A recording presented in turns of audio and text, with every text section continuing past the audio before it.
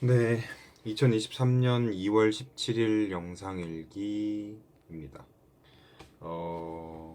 이렇게 켜놓고 떠드는 것도 진짜 오래 안 했어요. 지난번 걸 찾아보니까 그 금연 영상이 2022년 12월 18일이더라고요. 그러니까 딱 지금 1월, 2월까지 딱 2달 만에 찍고 있네요. 사실 일상은 뭐가 많았어요. 그냥 계속 운동하고 글로 나가고 친구들 만나고 촬영 중간중간 있고 뭐가 계속 있었는데 그거를 다 떠드는 건 의미가 없는 것 같아서 그냥 요새 생각하고 있는 것들까지를 얘기해보고 싶어서 오랜만에 카메라를 켰습니다.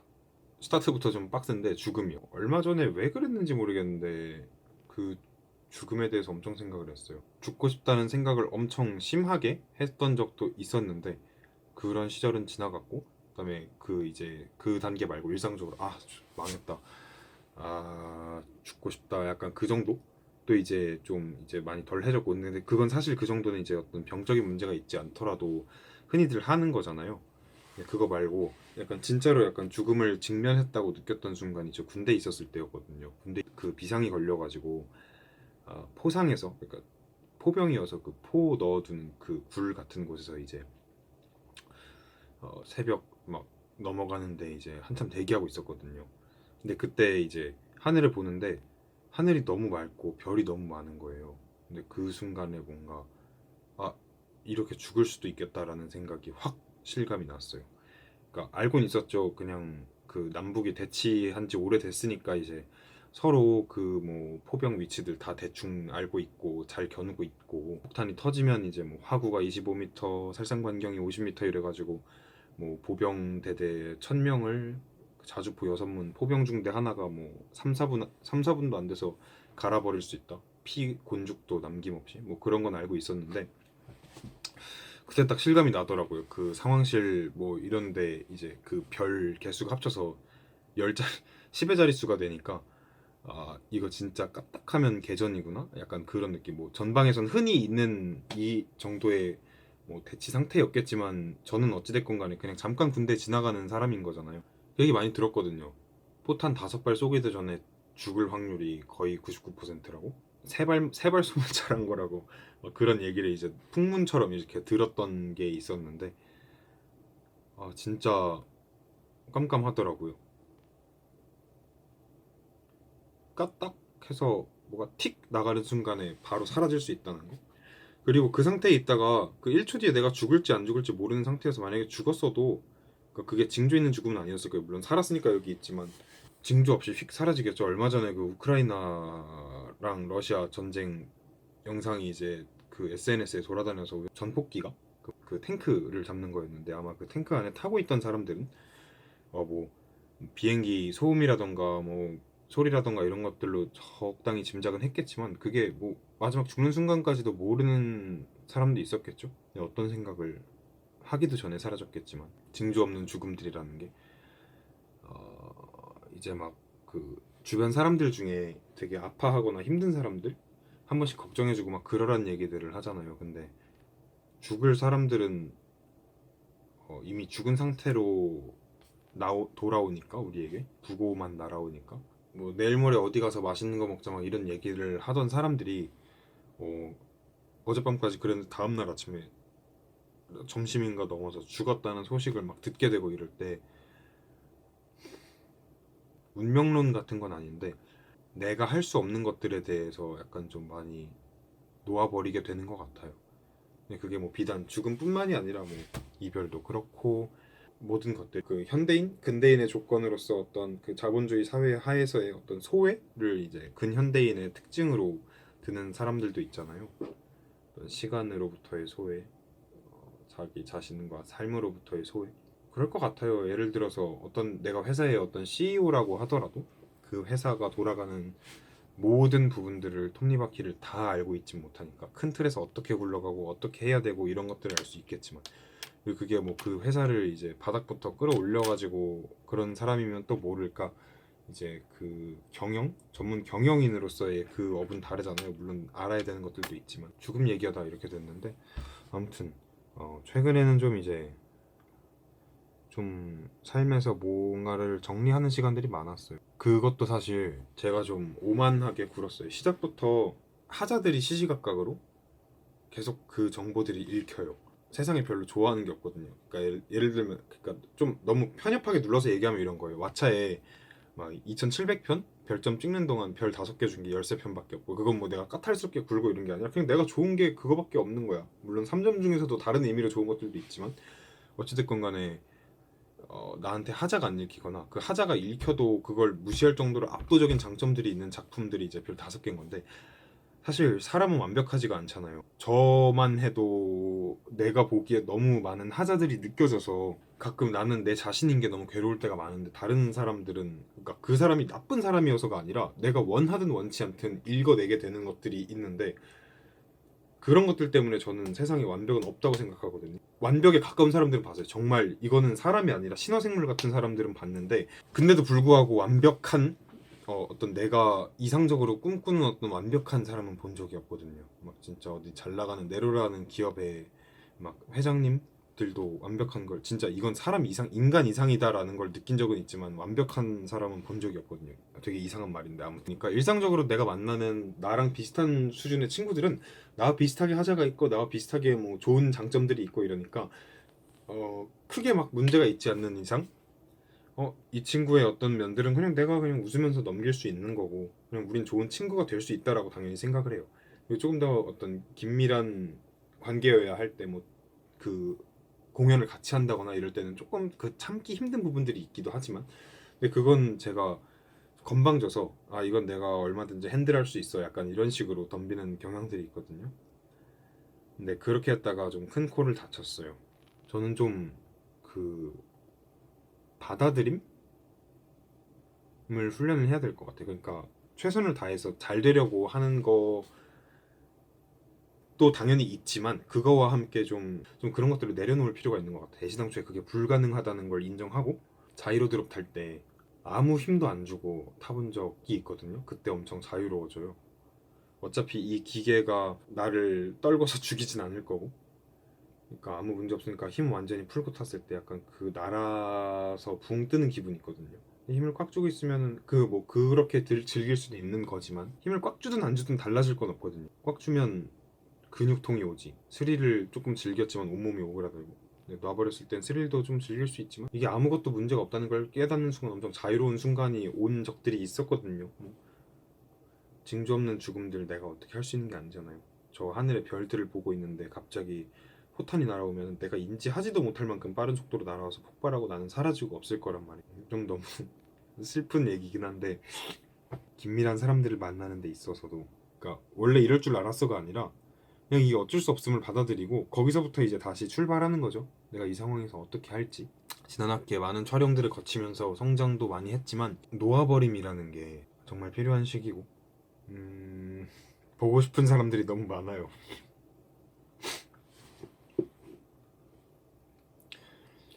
봤는데도 보고 싶은 사람들이 너무 많고, 못 본 지 좀 돼서 보고 싶은 사람들도 너무 많고,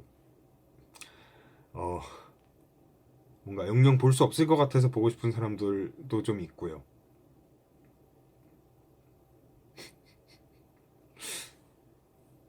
뭐라고 해야 될지 잘 모르겠어요. 그리고 그 재밌는 일은 지난주 금요일이네요. 딱 그 2월 10일 지난주 금요일에 이제 그 SF9 찬희님과 촬영을 하게 됐어요. 그냥 서로 눈인사만 몇 번 하고 대사도 크게 주고받을 거 없이 그분 달려서 뭐 대사하면 제가 한마디 그분한테 던지고 저 그냥 가는 거여가지고 잘 얘기는 못했는데, 그리고 어떤 분인지도 잘 모르는데 머쓱하게 눈 마주쳤을 때 그냥 웃으면서 이렇게 인사해주시고 좋은 분이신 것 같았어요. 제가 엄청 기대했던 거는 사실 그게 특별한 게, 촬영을 이제 그 역에서 했거든요. 지하철역. 찬이님한테 그 탕을 그걸로 말이라도 붙여볼까 했는데 뭐 그럴 시간도 없었거니와 나중에 이제 인터뷰를 읽었는데 그걸 엄청 흑역사로 생각하신다고 하시더라고요. 근데 그 영상을 돌려봐도 그게 사실 클립으로 그렇게 떨어져 있으니까 그렇고, 뭐 절망스러운 상황에서 어린이의 모습을 표현하는 수단으로 아역 시절에 찬이님이 그런 액팅을 선택했을까라고 생각해보면, 제가 대본집을 읽은 것도 아니고 그 촬영장에 있었던 것도 아니니까 모르겠지만 저는 그렇진 않았을 것 같거든요. 그리고 아역이 할 수 있는 어떤 극적인 드라마틱한 액팅인데 그게 요구됐을 때 아역으로서 할 수 있는 최선을 다한 것 같아서, 저는 그걸 볼 때, 그러니까 그게 맥락을 떼고 읽었을 때 웃긴 것도 있지만 그냥 그 찬이님이란 분이 더 집중력 좋게 열심히 잘 해온 배우구나 라는 느낌이어서, 이런 얘기하는 게 좀 건방지긴 하지만 절대 흑역사 같지 그분한테 흑역사이지 않아도 될 것 같거든요. 그래서 아무튼 찬이님과 촬영을 했고, 저야 뭐 이제 한 장면 두 컷 같이 나오는 거여가지고 뭐 또 없어가지고 그냥 계속 그분만 이제 테이크를 여러 번 가면서 이제 하는데, 뭐 불만이나 뭐 내색도 아무것도 없고 그냥 진짜 되게 그냥 신기했어요. 멋있다. 부럽다. 그랬고 연기를 잘 하고 싶더라고요. 저도 변희원처럼 엄청 감각적이고 짐승 같아졌으면 좋겠어요. 좀 더 그렇게 말과 머리로 해결하려 들지 말고 약간 어설픈 직관 말고 훌륭한 직관, 그리고 직감적으로 잘 이제 연기를 하는 능력까지 갖췄으면 좋겠습니다. 엊그제 바빌론 봤어요. 너무 직접적이어서 좀 촌스러웠는데 그럼에도 불구하고 이 영화가 안 좋을 수가 없더라고요. 그 마고로비랑 디에고 칼바 그 사람 둘이 처음 이제 파티장에서 만나가지고 그 마약 있는 거기서 이제 대화할 때 그 대사들 너무 약간 촌스러운데, 근데 사실 그 말이 맞아. 내 마음이야. 그래서 약간 데이미안 셔젤이 엄청 지금 할리우드에서 가장 행복한 감독 아닐까 막 그런 생각을 했어요. 그렇게 촌스럽게 여겨질 수 있고 너무 너무 뻔한 속내여서 꺼내기 쉽지 않을 수 있는 말인데, 그거를 예산을 왕창 쓴 작품에서 그 얘기를 할 수 있다는 게 너무 그 감독 행복하지 않을까 진짜. 뭐 흥행은 망한 것 같지만. 그래서 너무 부러웠고, 그 박병식 평론가가 그 바빌론에서 판테온으로라는 말을 남겼는데 진짜 그 말이 너무 맞더라고요. 그러니까 그 고대 문명 바빌론이 아니라 성경에서 차용하고 있는 어떤 바빌론의 이미지를 1920년대 루어링 트웬티스에다 붙인 거잖아요. 광기에 가득 찬 바빌론으로 처음에 이름을 붙였을 텐데, 광란의 파티들, 아이즈 와이드 샷이 생각나는 그런 파티들이, 전 사실 그 아이즈 와이드 샷은 어렸을 때 봐서 중학생 때인가 봤거든요. 그래가지고 그때 봤을 때 되게 막 그랬었는데, 지금은 뭐 그거랑 결도 다르지만 엄청 저런 광란으로 시작했는데 그게 되게 막 약간 미친 광란 같지 않고 정말 긍정적인 의미의 용광로처럼 느껴졌거든요. 그 용광로에서 탄생한 많은 초기 작품들, 그런 작품들에 대한 오마주, 할리우드 그리고 영화 산업에 대한 헌사와 별개로 그 인물들의 흥망성쇠, 사람이 안 좋아할 수가 없잖아요. 영화의 만신전에 이렇게 가는 과정, 사실 그런 얘기 어디 가서 잘 못하거든요. 이거 이상이 되고 싶은 거, 내가 어떤 삶의 이면까지 파고들고 그냥 지금 내가 나 이상으로 되고 싶은 거, 만신전에 남고 싶은 어떤 욕망, 명예욕인지 아니면 영원히 살고 싶은 어떤 욕심인지, 그냥 돈을 많이 벌고 싶은 건지 사실 하나도 정리를 못 하겠어요. 막 블로그에다가 이제 뭐 내가 왜 하고 싶은지, 연기를 왜 해야 되는지 막 그런 것들을 고민해서 계속 쓰는데도, 그때도 엄청 고민하는데도 잘 답이 안 나와요.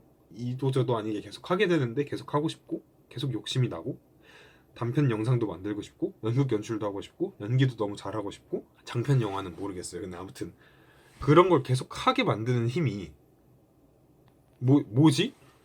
왜 해야 되지? 그 욕망은 어디서 오는 거지? 생각해도 모르겠어요. 모르겠어. 그리고 난 그냥 뭔가 really something이 되고 싶은 그 마음을 근데 어디 가서 얘기 절대 못해. 왜냐면 쪽팔리니까. 그런 얘기를 누가 할 수 있겠어. 한창 그 입시 막 끝나서 막 어디 좋은 대학교 붙은 입시생도 아닌데 그런 얘기를 누가 어디 가서 진솔하게 할 수 있겠어. 근데 이렇게 예산을 왕창 때려박은 영화에 감독이 이렇게 전 의도했다고 생각하거든요. 정리되지 않은 거, 플롯들도 그렇고 뭐 이야기도 그렇고 군상극 플러스 의도적으로 더 정리하진 않은 그 더 많은 이야기들, 이게 일종의 디테일이 들끓는 용광로가 되는 거잖아요. 그러니까 발자크가 20페이지에 걸쳐서 하숙집까지 가는 파리의 풍경을 적어 넣듯이 너무 촌스럽고 너무 이성적으로 비판 가득한데 야 진짜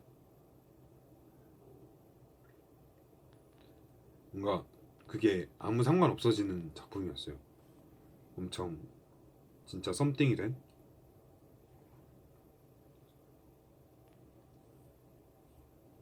깔끔하게 딱 떨어지는 품이 작은 작품들은 세상에 얼마든지 넘치잖아요. 그리고 그거는 훌륭해요.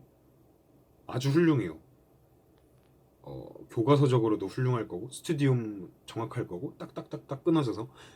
근데 그것도 그게 나쁘단 게 아니라 내가 바르는 어떤 궁극적인 목적은 그거 너머에 있는 것 같은데 그거를 기술적으로 이제 여기까지는 기술적으로 만들 수 있는데 그거 너머의 것들을 기술적으로 만들 수 있는 방법은 모르겠어요. 논리적으로 이해되는 거 너머에 어떤 것들을 느끼잖아요. 분명히 나는 토리노의 말 같은 작품 보면 진짜 압도되는데 아 이게 삶이지 약간 이렇게 되는 그 순간들이 있잖아요. 얼마 전에 그 수민이랑 만나가지고 뭐 다큐멘터리를 만드는 거랑 그 인터뷰를 대하는 어떤 디렉터의 그 윤리 감각들 막 그런 얘기들을 하다가 액트 오브 킬링 얘기가 나오면서 그러니까 막 의도적으로 어떤 상황을 몰아가거나 그런 식으로 하지 않았는데도 그 인터뷰가 그 과거의 잘못들이 청산되지 않고 그 기득권이 유지되는 상태에서 그 인터뷰를 그냥 쫓아가는데 찰나에 그 전혀 이렇게 막 어떤 디렉터가 통제욕을 발휘하지 않았는데도 그 발휘했는지 안 했는지 몰라요. 아무튼 근데 그런 것처럼 보이니까 그런 거 그렇게 얘기하는 거죠. 근데 발휘하지 않았는데도 어떤 그 회한 그 눈동자가 흔들리는 순간들이 포착되는 게 정말 너무 대단하잖아요. 논리적으로 얘기가 안 되지만 아무튼 아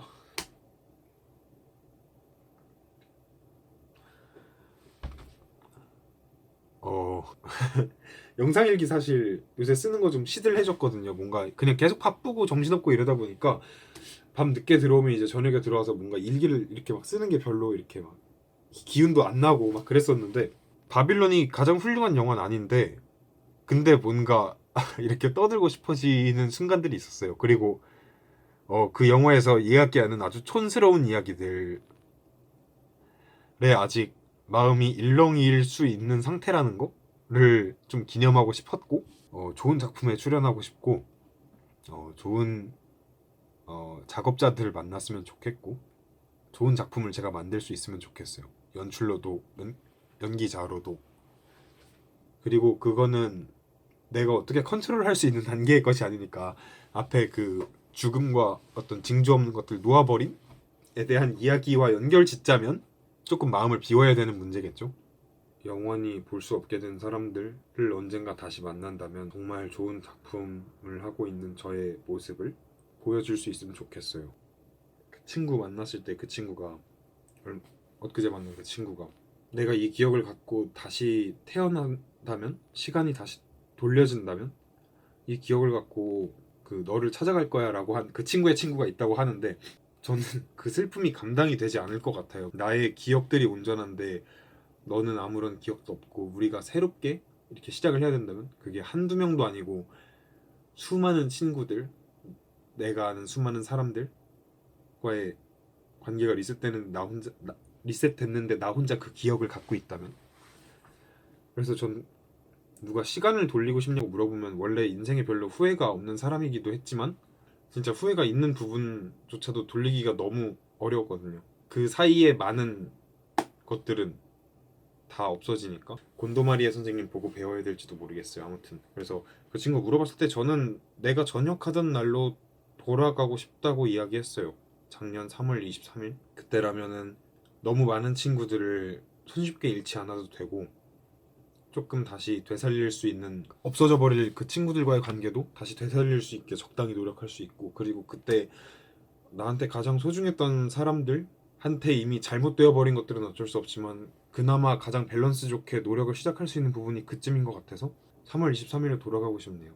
그리고 3월 27일에 코스믹 라떼도 한번 더 보고 싶고 창균이랑 예은 누나는 정말 미는 작업자 중에 한 명인데 같이 작업을 해본 적이 없네. 창균이랑은 16년이 마지막이었고 예은 누나랑은 해본 적도 없고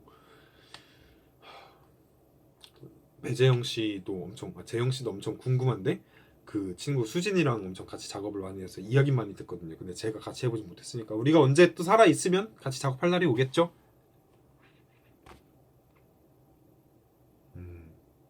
다들 죽지만 말고 행복하게 합시다.